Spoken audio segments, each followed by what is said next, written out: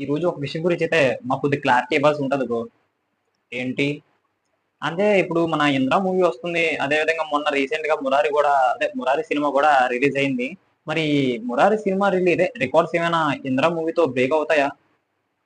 అవ్వచ్చు. ఎందుకు అంటే మెగాస్టార్ గారి రేంజ్ ఏంటో మన ఆంధ్రప్రదేశ్‌కి, తెలంగాణకి, మన హోల్ ఇండియాకే హోల్ కాదు ఓవరాల్ ఇండియాకే తెలుసు. మరి ఇప్పుడు మాట్లాడుకుంటే మరి బ్రేక్ అయ్యే అవకాశాలు ఉన్నాయని మీరు అంటున్నారు.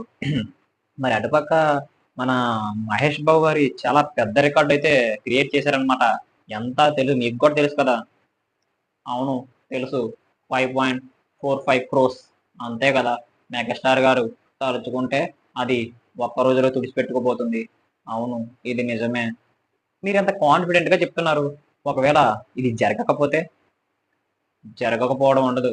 మనం చెప్పిన మాట వెనక్కి తీసుకోంగా. తీసుకుంటే అది మనకే మా అంతే అవుతుందింక. మీరు ఒక్కొక్కసారి తడబడతారు కదా బ్రో! నువ్వు బ్రో అని 10 సార్లు అనకు. నన్ను టీకే అని పిలిస్తే సరిపోతుంది. టీకే. దాని ఫుల్ ఫామ్ ఏంటో నీకు తెలుసా బ్రో? నా పేరు నాకు తెలియకుండా ఉంటదా? నా పేరు తరుణ్ కుమార్. అవునా? ఓకే టీకే బ్రో.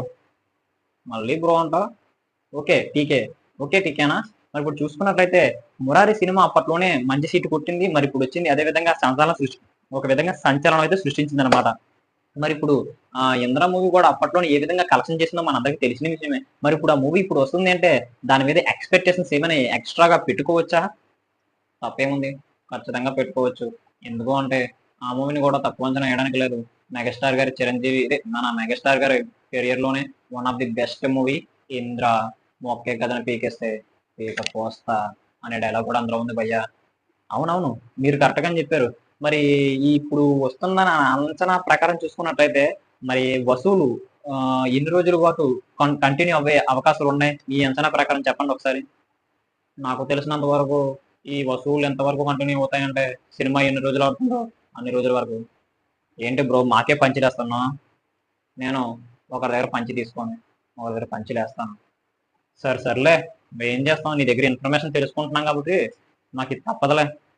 సరే గాని ఇంకొక విషయం ఉంది. అదేంటి అంటే ఇప్పుడు మన మూవీ ఉంది. మన చిరంజీవి గారి మూవీ. అదే విధంగా మన మురారి గారి మూవీ. మరి మూవీ రెండిట్లో మీరు ఎక్కువ టమోటాస్ కానీ, బెండకాయలు గానీ, మిరపకాయలు గానీ మీకు ఏదైతే అనుకోండి మొత్తం మీద వీటన్నిటిలోని ఒక 5 ఎంచుకొని మీరు దేనికి ఏదిస్తారు చెప్పండి? నా లెక్క ప్రకారం అయితే టమోటాలు 'ఇంద్రా'కి 4 ఇస్తా 5కి.